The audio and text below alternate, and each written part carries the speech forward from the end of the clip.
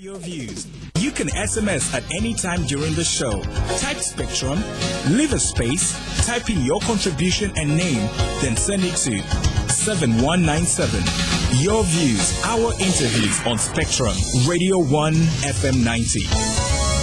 Hello, a very warm welcome. This is Spectrum on Radio 1. I'm your host Edmond. Kizito. On Spectrum tonight, Uganda Vision 2040. What is it about and will it succeed, unlike other planning mechanisms designed in the past?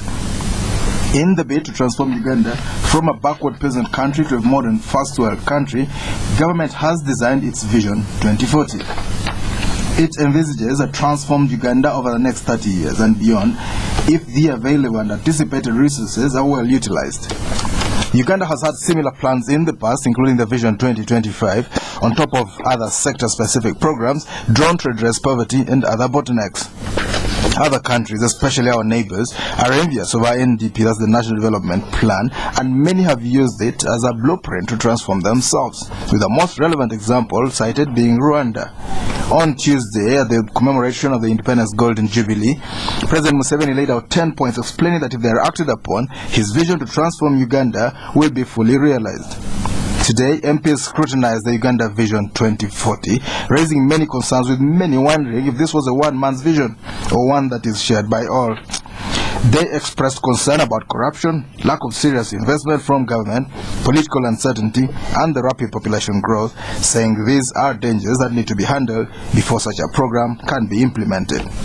So tonight on Spectrum, we look at some of the key elements of the latest plan by government, but also look at the factors that normally cripple implementation, given the fact that Uganda has always drawn enviable plans and projects that have failed to eventually take off. Our guests tonight, Dr. Wilberforce Kisamba Mugerwa, Chairman of the National Planning Authority. You're most welcome, Dr. Kisamba Mugerwa. Good evening, listeners. Thank you, Kizito. We're also joined by Honorable Stephen Mukitale Birahwa, Buliisa County MP, Chairman of the Committee on the National Economy. You're most welcome, Honorable Birahwa. Thanks so much, Edmond. Good evening, viewers and Radio 1 listeners. Viewers, because we're also on the internet, you can access a video of YouTube, of Spectrum of YouTube. We were expecting to be joined by Hon Matia Kasaija, State Minister for Finance in charge of planning. He's been unable to make it. Dr. Kisamba Mugerwa, please give us some highlights of the Vision 2040. Thank you very much, Mr. Kizito. Vision 2020 comes from the 2040 comes from the vision statement, which is now a household concept, that Uganda is to move from the peasant society to a modern, prosperous country. That has been on for quite some time, and was approved by the cabinet in 27. In our comprehensive national development planning, we are supposed to have a 30-year vision on which we anchor 3 10-year development plans, and then 6 5-year development plans, and then of course the budget, which implements all. So ideally we would have started with the vision framework, but since the Poverty Eradication Action Plan had expired, and Uganda didn't have any framework on which to base its plans, we had to come up with a 5-year development plan, but bearing in mind the vision element of moving from a peasant society to a modern society. Having completed the 5-year development plan, we thought it was necessary now to come up with a vision framework over the 30 years. And now this is what we have identified. Some situation, what are we identified, how we are at the present, how we intend to be, what are the Uganda's aspirations, and what are the means to get to those aspirations. We carried out some studies and others from different institutions, and we collected the views of Ugandans, put them in a form which will be understood by members of parliament, cabinet, and any other Ugandans in an orderly form. And now the vision has identified some fundamentals which need to be strengthened in order to exploit the opportunities which will enable us to move to what to be in terms of income per capita. We use our peers like the Malaysia, South Korea. 30 years back they were like us, and if you see in the graph, they were also at the same level. But since then, because they never had a stable government, we are busy in fighting. For them, they shot up, and now we are aspire to be like them in the next 30 years. They wanted to make it, and hope we can make it. So the vision identifies those areas which are still lagging, including agriculture, tourism, ICT, knowledge, including oil and gas, which has come, and of course minerals. All those, if are exploited, but they cannot be exploited to the maximum unless there are infrastructure, unless there is energy, unless there are railway, unless there are, Uganda is attractive even to attract investors, both local and international. So this is the vision. It is not far from the 5-year plan, except that the 5-year plan is more specific on issues which can be done in the 5 years, as the budget would be specific on what can be accomplished in 1 year.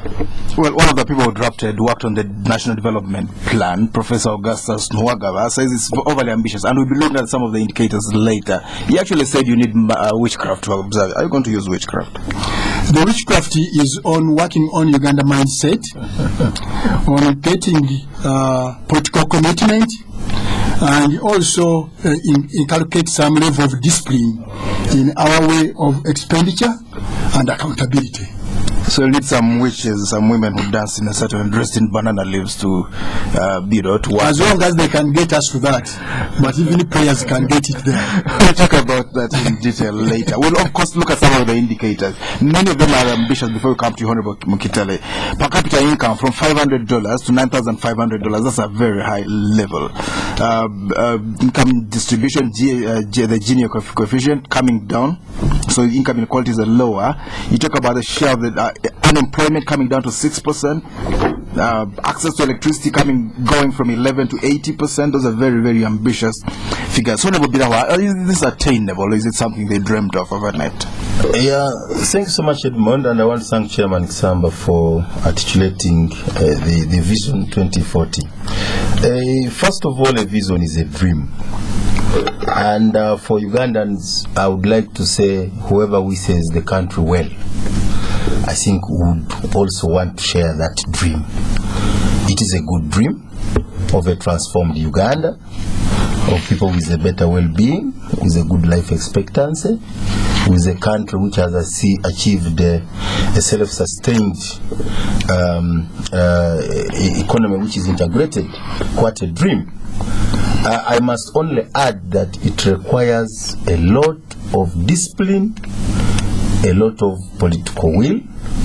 And what I should remind you is that the country's Chairman Kisamba has raised, like Malaysia, never gave in to the World Bank pressure and IMF Bretton Woods of structural adjustment programs, and even in some cases where they liberalized, the state regulated. We liberalized and also relegated regulation. But even where we're supposed to liberalize, because liberalization, as I've always said, does not only mean outright sale. Yes. You can liberalize by opening up outsourcing management. You can list shares to citizens. You can encourage citizen managers to buy out. All these are forms of privatization, but unfortunately we did not do that. So, in other words, what I'm saying is that we must first concede that we have a deficit of 20 years of planning. So we need to give planning the leverage and the latitude it deserves. And that's why for us at Parliament for some years we've been saying the womb finance which delivered NPA cannot keep it in its womb to grow. What do you want to do? We should cut the umbilical cord. You have a minister of planning. So my committee of economy, finance committee, and others have been saying that let's give planning authority a new home because they need a lot of space. You want a minister for finance and a minister of planning? Primary. Budgeting and raising finances is secondary. Even in your house, you can have money to do a foundation of a 10-story tower. But if you make a mistake of spending money as if you are putting a bungalow, then you have lost it. So the fundamental is planning, and I think that's very important. But the policy directions arising from the policy change, arising from the policy review, arising from the liberalization and the challenges we had without planning, we need some reviews of policies. Policy review and not policy reversal. We are not saying Ugandanize. We are not saying government take over businesses. No.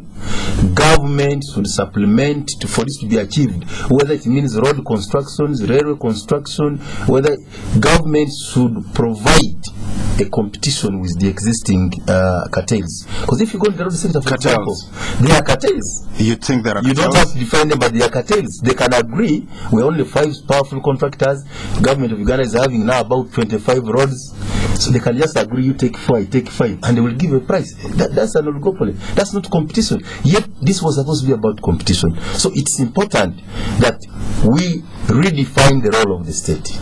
So NPA is doing its part. But on the side of government, on the side of public service, on the side of parliament, we must be enabling it in terms of the institutional capacity.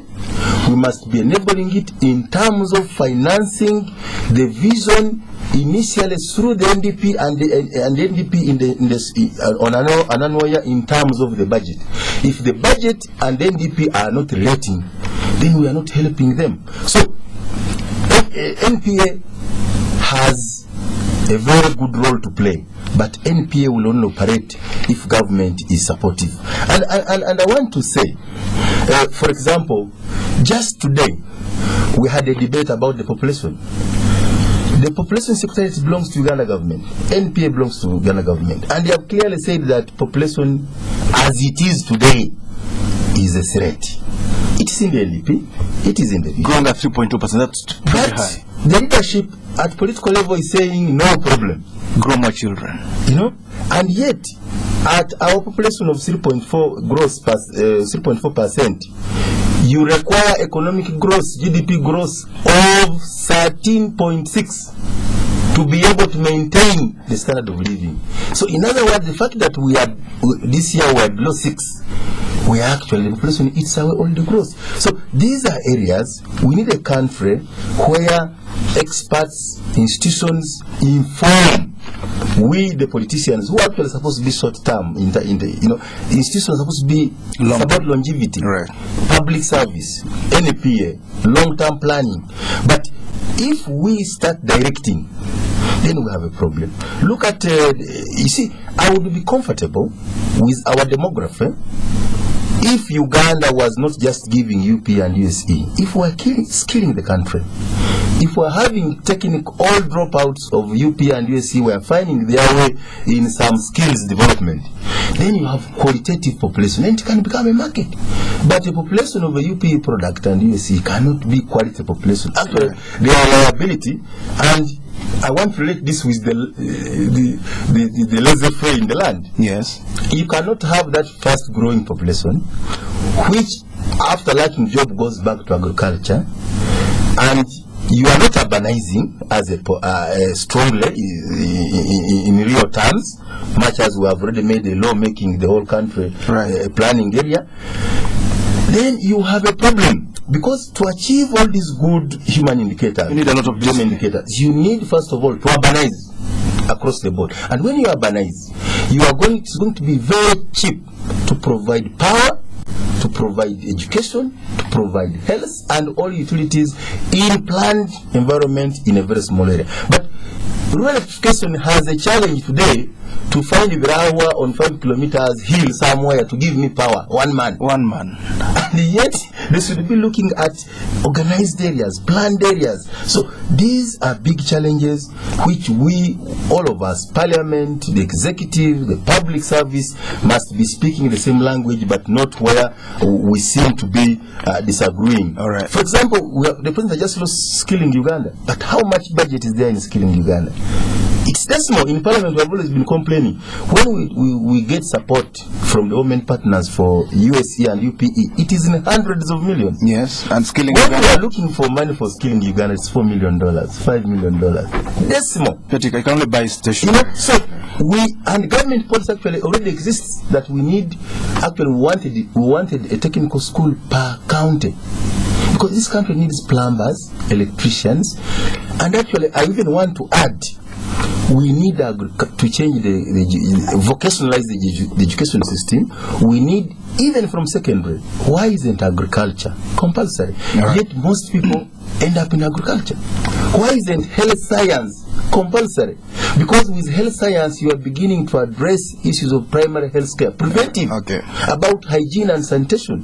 Why isn't bookkeeping, accounting compulsory? Because everybody somehow, somewhere, you need these skills. So these are areas we need to support, and I want to agree that this vision is possible, but we must have a lot of mindset shift, we must have a lot of paradigm shift, we must have a lot of political will, and we must have a new way of doing things, including time management. Well, listeners, this is Spectrum on Radio, and tonight, Uganda Vision 2040. What is it about, and what will it succeed? And like other planning mechanisms designed in the past, our guest, Dr. Wilberforce Kisamba Mugerwa, Chairman of the National Planning Authority, is a former minister. He's been around for quite a long time working in government. We also have Honorable Stephen Mukitale Birahwa, Member of Parliament for Buliisa County in the oil land, Chairman of the Committee on the National Economy. You will be able to call in and contribute to this discussion.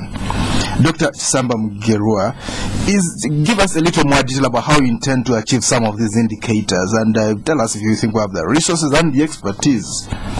High indicators: life expectancy 85 years at birth.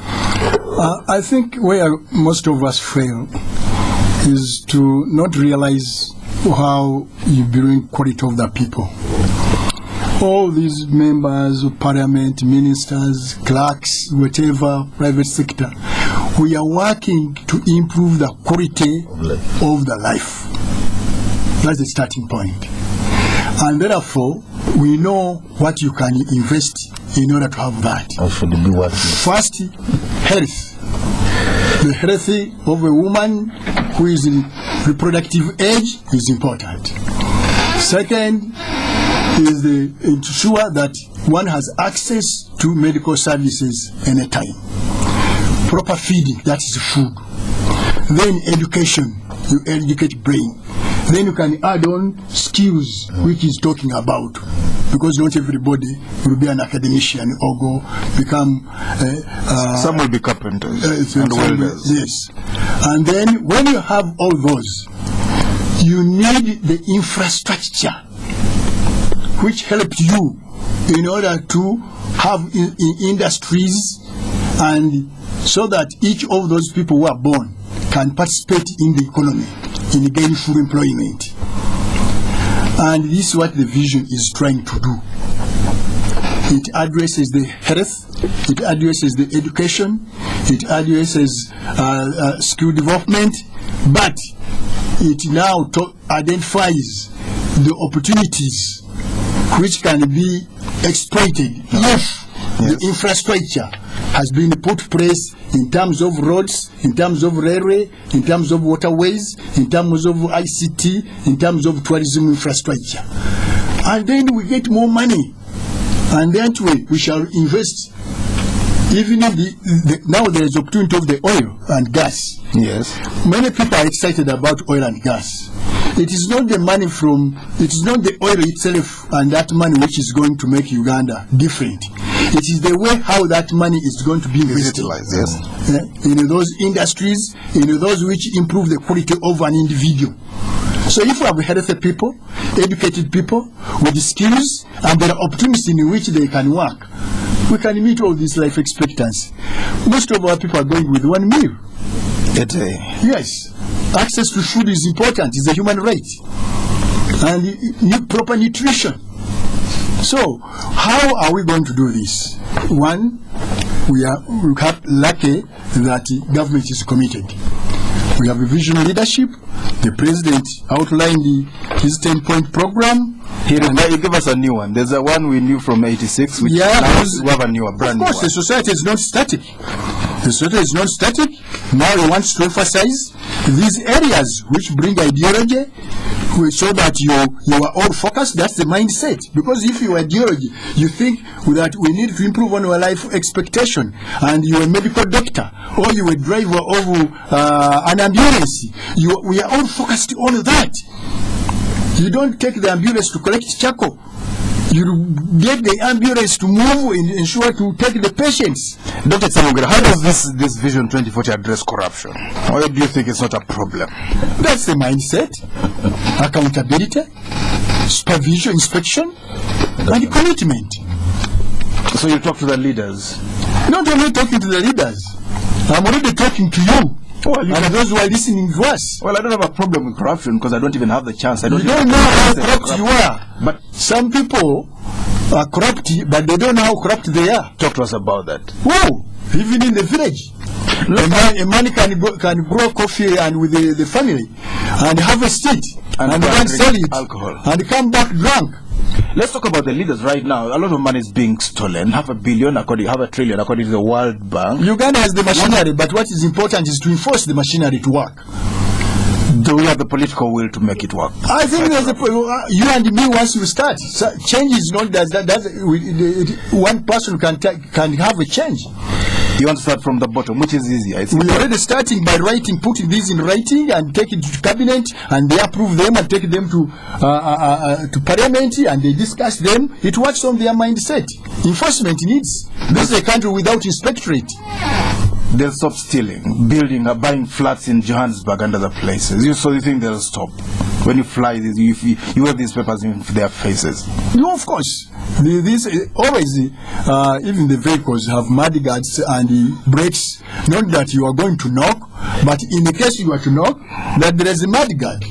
There is a bumper. So these machinery, organs which were put in place, we need to be empowered and enforced, so that we can fight all this monster.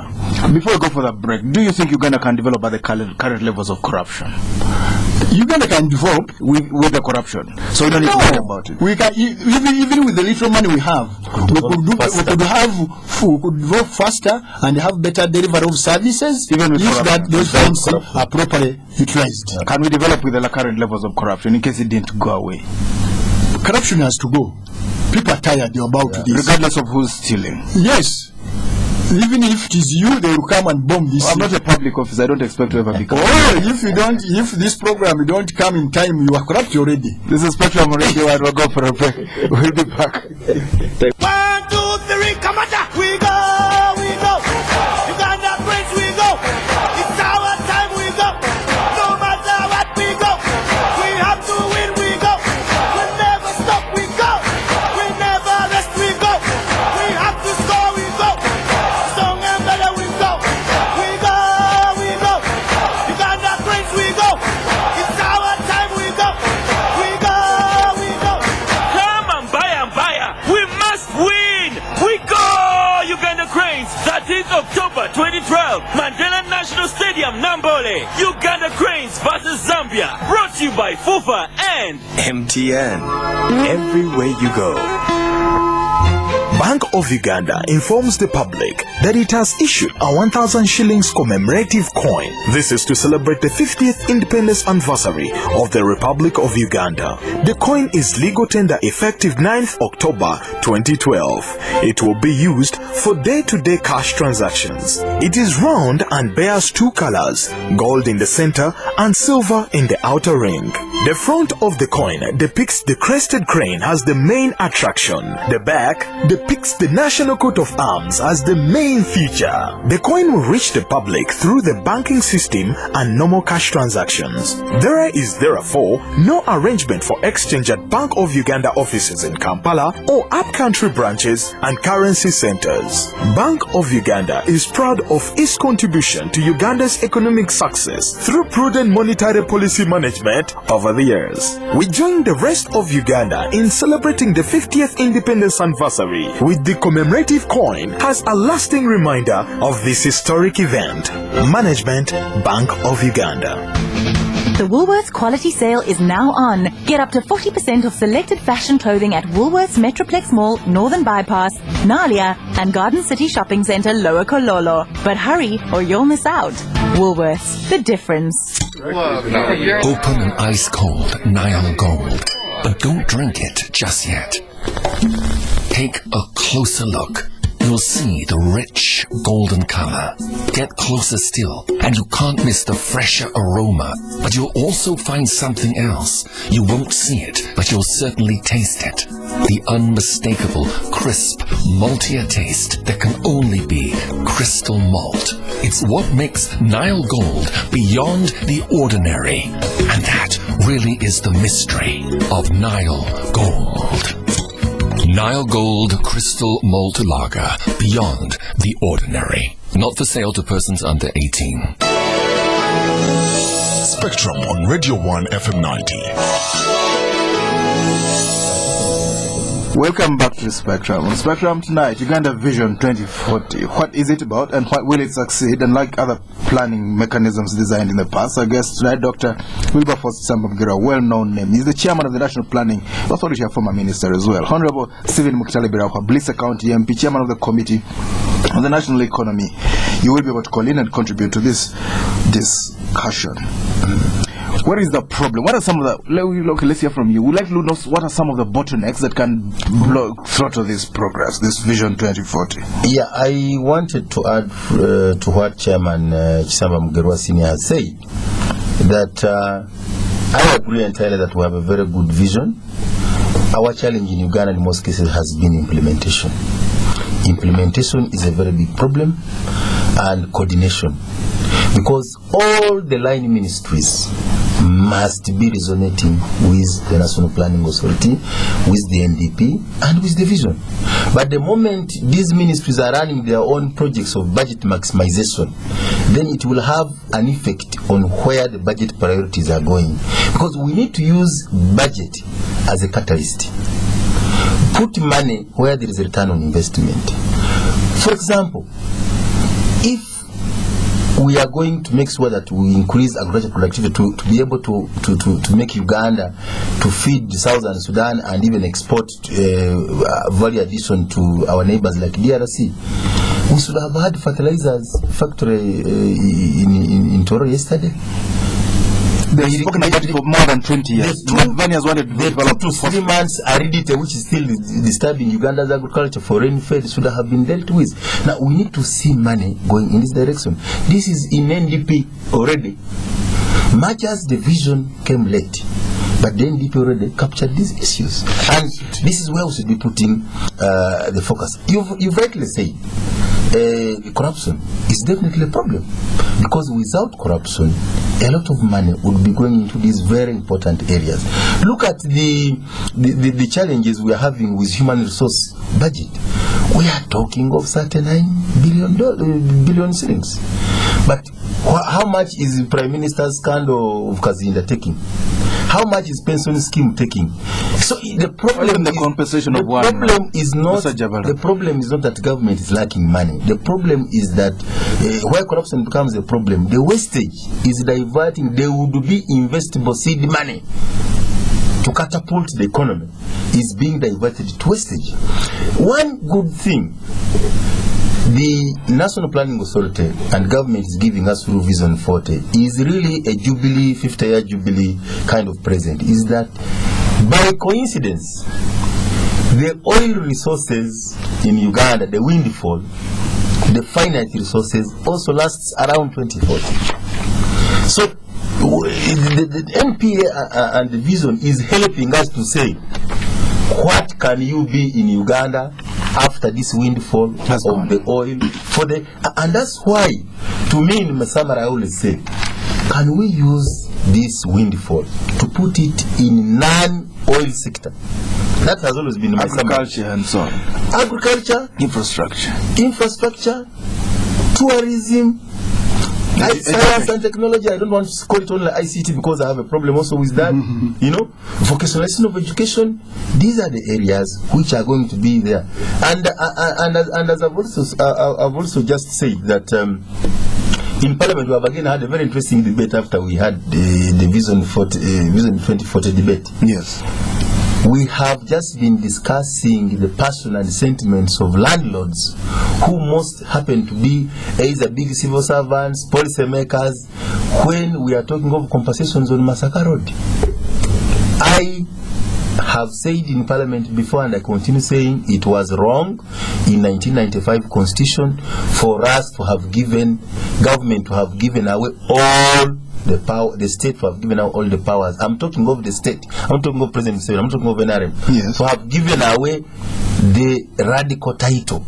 The radical title in all these countries which have moved very fast belongs to the state. Give us some names, country names. All these Malaysia. Let me start with our neighbors here. Tanzania. We are giving very good examples of Ethiopia here. Land is owned by the state. So when you are talking of cost of a road, Maram is from government. There is no land acquisition. Because the moment, but the speaker has just been reading to us the constitution for those who didn't know. It is not just compensation adequately, it is prior and prompt. So in other words, the reason why, as I've said here before, the pipeline cannot reach here from Eldoret, you have to compensate everybody from Mukono up to here. This southern bypass, it's too Central Express Highway, people are going to court. Right. Because the constitution gave too much leverage to the landlords. Let me not say that. You see, this claim of land belongs to the people is a lie. Land belongs to the landlords. I am a landlord, but I'm willing to give away my land for government interests. Okay. It is the way to go. If we don't do that, we have a problem. So, land itself is a problem. The advantage of urbanization, you're not only doing land management. Urbanization, you're not only making it cheap to provide service. Urbanization consolidates land for extensive commercial agricultural production. You optimize. And for my neighbors in the north who have customary land, the assurance is that the moment you secure your customary land ownership in form of a lease, and you stay in an urban center. Unfortunately, when I brought this matter in last Parliament, people thought I was insensitive about the IDPs. No, I am saying that IDPs came out of a problem, but we could learn something from an IDP that it was very easy to provide services there. So when you consolidate land, wherever it is, the benefits you of can give your land as an outgrower without living on it. Yes. And you have your certificate of lease, and you give it to somebody who is going to use it extensively under a nucleus project. And that's why I would want to see the UDC. I would want to see the Uganda Development Corporation. The role of the state is one thing I keep emphasizing. The policy direction should come in the role of this. How can government, for example, give every region of this country an equivalent of a nucleus cooperatives? A nucleus cooperatives, like we had the Mengos, the growers, the Banyankole Kweterana, the Nyakatons is whereby the PMA of Kisamba Mugerwa don't ever implemented. Plan for modernization. Right, the 7 pillars, right from the inputs, the agro machinery, the value addition, the marketing and transport, the warehousing we are talking about can be provided by that nucleus cooperative. But people do not have to give land to the so-called investors, as I hear talking about them. What an investor needs and the cooperative needs is a nucleus land. Then the community as a neighbor can provide the rest. Alanga is working. Those of us who have been working with Kinyara before it was privatized, Bukatete had achieved it. They had a very vibrant outgrower scheme. But recently with a private investor, of course they are trying to compete with the farmers, and that's unfortunate. And doesn't fight poverty, by the way, if you took another angle of using an economic model which also the prosperity for all model, whereby the wananchi can also benefit. You don't deny them land, you also don't deny them the aspect of transformation in terms of becoming commercial farmers. All right, Dr. Kisamba Mugerwa, we would like to hear from the listeners, but before we do that, talk to us about the high population growth. President Museveni says I have many children. He doesn't have too many himself, but is it a good thing, high population growth? Well, high population growth is already with us, because at a fertility rate of 6.3 and with the population growth 7.2 until recently, and the growth rate at 3.2, we're already in big numbers. The number we have them. Even in this vision, we are projecting to come down to fertility rate of 4. Is that still not too high? It is still too high. So the numbers is with us. What is important are the strategies. Well, but you don't have a strategy to control this population explosion. Well, in the long run, yes. But there are immediate... Before you talk of controlling, you should even deal with those who are already born. Well, but you have to put a stop somewhere. You have to damn it there. No, it's not stopping. Educate these people, the girl child, so that he goes through primary up to secondary and university. She will spend time studying, and by the time she's out, she's mature, she will choose with whom to go and how many children to get. Well, but even as you do that, somebody is thinking, President Museveni says have more children. He doesn't have too many himself. But he has said many other things. When he says, please work hard, how many times do you work hard? Well, but political leadership follows AIDS. Yes. When he stops speaking, AIDS don't go with it. So many women. It worked in the 80s and 90s. When he stopped talking about it, the AIDS rates went up. So if he talks about grow more children, people are going to grow more children. He's one person, but yet he is promoting areas which are cutting population. No, but you are Naduli. That is rhetoric. What is important is what you are the one to judge. But the leadership is sending the wrong message. I have nothing to do with the leadership. He's entitled to the you need to advise him probably. In China, they had the one-child policy. Now they're growing. They build the equivalent of Rome every 6 months. When you advise, we don't go on radio. But you don't give him a public election. One interesting but what is important with the population is that we need, as we start that quality of life, we will start with our people having access to medical facilities, to education and opportunities. So now what we have to do is to educate our people, to empower the women, to work the mindset of the men who are ruling these young girls, and in that way we shall control the population. But also other countries are suffering from working hard to attract women to have family planning. But in Uganda we have about 41% unmet need. Let us address these issues. They will help us. Before we hear from the one point I wanted to raise that for those countries who have achieved a very fast economic transformation without going through the Maslow's stages from through the takeoff up to the maturity and high mass consumption, yes, they also have closed their economies. Japan closed the economy after the World War stress. The Chinese have been internally, of course, because of their big market, getting their own, supplying their own market with inferior goods, and until when they got standards, then they started having boxes with exports, including the Japanese.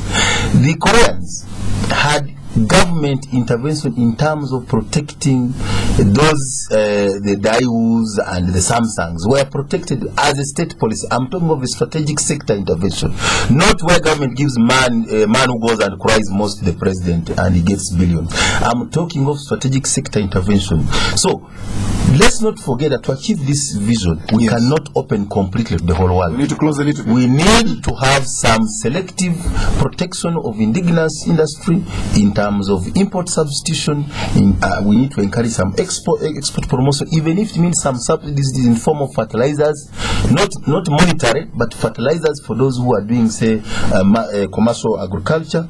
We also need to be aware that within our neighborhood, the market which has done so well for us, even when we are fighting the second round effect of the global effect, is the regional market. Yes. That we should not be talking as if we are Uganda. Sudan is now reorganizing. The latest I've heard, they are taking our corn and producing the feed mills from there. Kenya is doing the same. So we need to be mindful that we are in a market which is growing very fast. We must also be prepared to deal with the regional integration challenge. Remember, East African integration, which means where Sudan and DRC has applied, means free movements of goods and services across the border. Let's hear from the listeners. Our numbers tonight on Spectrum, Uganda Vision 2040. What is it about and will it succeed? And like other planning mechanisms designed in the past, our number 0414348111, 0312260390, 0312261390. Spectrum, hello? Hello. Yes, your name? Yes, good evening, your name? I'm calling from Kenya. Yes, I am. I want to tell the guest that Dr. Kisamba Mugerwa. That plan of 2040 vision is supported, and to achieve it, we should all be involved. People in the grassroots, politicians, not only politicians, should be left on that business. So we should support you. I think we are going to get something from you. Thank you. Thank you for that support. And we are trying to involve everybody. All right, Spectrum, let's get the listeners and then. Yes, sir. Your name? Good evening. Good evening to you. Well, give me the name. I want to really appreciate the effort of your guests in the studio. Honorable Kisamba Mugerwa, with a repeated history about his work, and the other colleague. But talk about really, if Uganda was to care for its own people, who in this case we're talking about the farmers. Yesterday, the discussion was not very far from the definition of a farmer and a peasant. A peasant lives off the land. A farmer could be successful.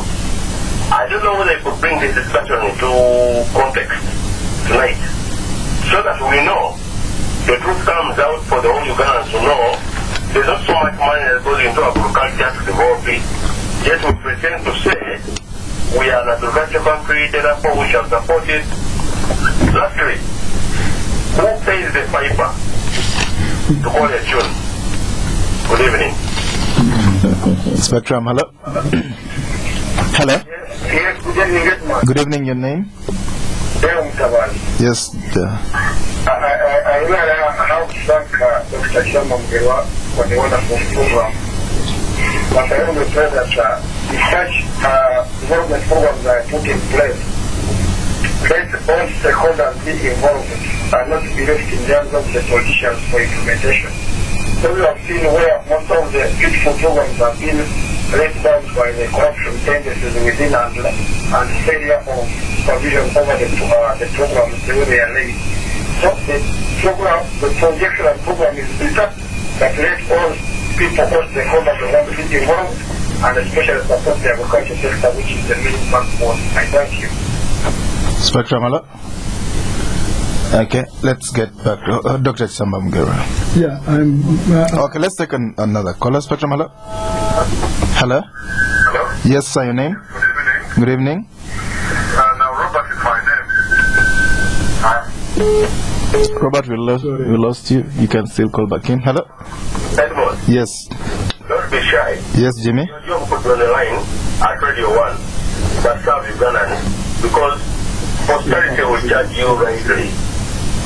That's not very clear to us, Jimmy. Would you like to explain that? He says strange things sometimes. Yes, yeah, Dr. Kisamba Mugerwa. well, I thank those who have so far made some comments. Put agriculture in the context in these few minutes is quite a challenge. But what we know, that all the countries who have succeeded in agriculture, they invest in research in order to have high-yielding seeds, plant materials, and the breed of animals. That's first. Secondly, they have effective extension to advise the farmers. Thirdly, they have rural finance, in that a farmer who has adopted the technology can access it through the proper delivery of farm input system. Fourth, they tried hard to manage their soil, management of our natural resources. Soil is important. Fifth, you need to have agricultural education. Sixth, you need to add value to what you are doing so that it fetches more price for the farmer. Seventh, you need to ensure that there is a market for whatever you are producing. 7 pillars. So, whatever you are going to change, whether call it PMA, whether call it DSIP, or say you go by value chain, or you want to go by just commodity, you need the best breed of animal or the best seeds. First of all, on corruption, I believe that the corrupt should be held guilty until proven innocent. Yes, we reverse that. Until we make corruption risky, until we attach and recover the loot of the corrupt, corruption is not a risky venture in this country. I have heard somebody trying to relate corruption largely to politicians. I wish you knew the power of the public service. Whatever corruption you hear from the political side is only 5% of corruption. 95% of corruption is in the public service, right from a sub-county up to the highest office of a PS. So, and the president has been saying, it is the sub-county chief, it is the town clerk, it is the PS, it is the accounting officers who are actually the doorkeepers of corruption. So, corruption must be fought. Now, as parliament, I must also admit, and government, because the bills which come to parliament come from government. There are a lot of bills which, a lot of legal reforms, legal regime. I talked of policy reviews, but it also, policy reviews leads to legal reviews. We need, like the PPP has overstayed, because a lot of these drivers are how we are going to be able to the public-private partnership. We require the PPP. We are now talking of design, build and collect. It will require the law.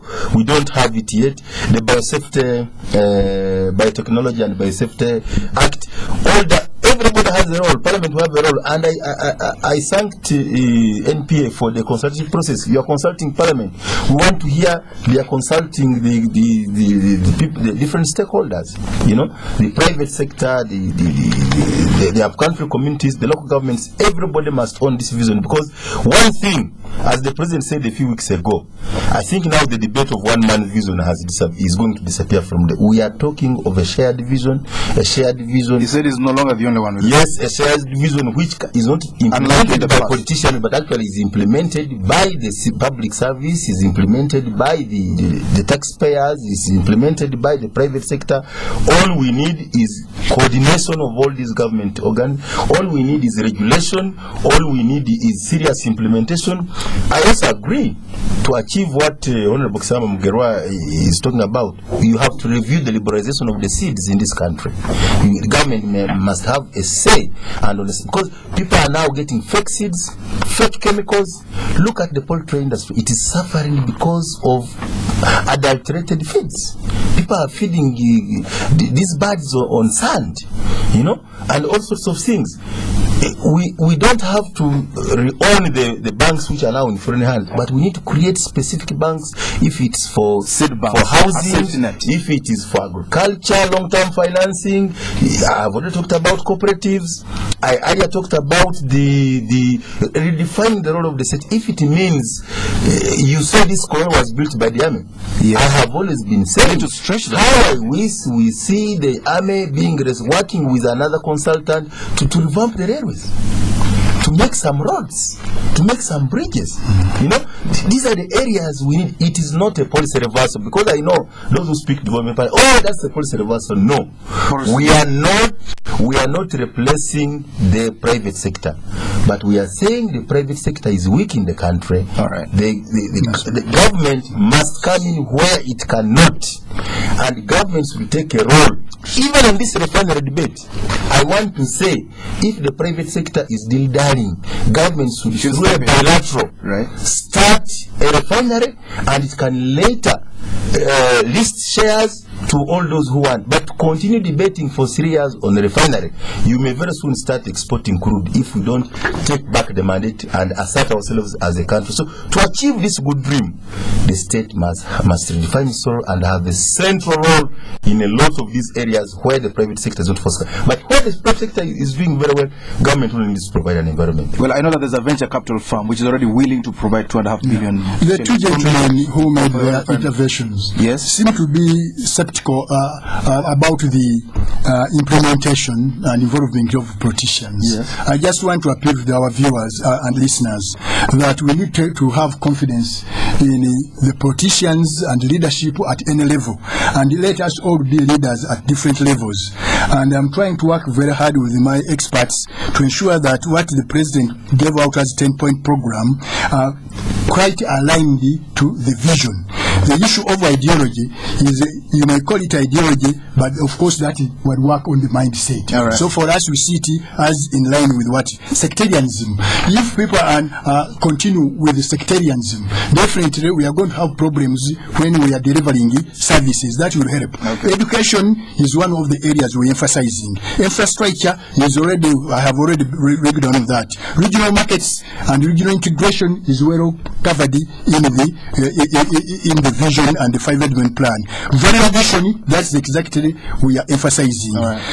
Service sector, that's the core, and especially agriculture and governance. Now, time is about before. So we are not different from the president's 10-point program. It's only the language, and we are going to see to it that we work according to the aspirations of Uganda. All right, maybe just before we go, how far have we gone in implementing the NDP, the 5-year plan? We have so far gone 3.5 years, and in December we are starting the review to see the midterm review, which we are starting, and that will give us to feed into the next 5-year development plan and the 10-year development plan we are working on. Are we really working according to the NDP? We are working according to the NDP, but we are short of funds to meet all the targets as wished. My consolation is that if I plan the 100 kilometers and they have worked on 10 kilometers, well and good. But if I planned 100 kilometers and the money for 30 kilometers is not spent on the road and it was appropriated by Parliament, that's my It's a good attempt, but we can do better. We have to go because NDP gave us financials. They gave us what it would cost. Right. If we followed it, we would do much better. Well. Thank you very much, dear guest. Dr. Wilberforce Kisamba Mugerwa, Chairman of the National Planning Authority. Thank you for coming to Spectrum tonight, sir. Honorable Stephen Mukitale Birahwa, Buliisa County MP, Chairman of the Committee on the National Economy. Thank you for tuning in. I've been your host, Edmond. So Spectrum will be back tomorrow.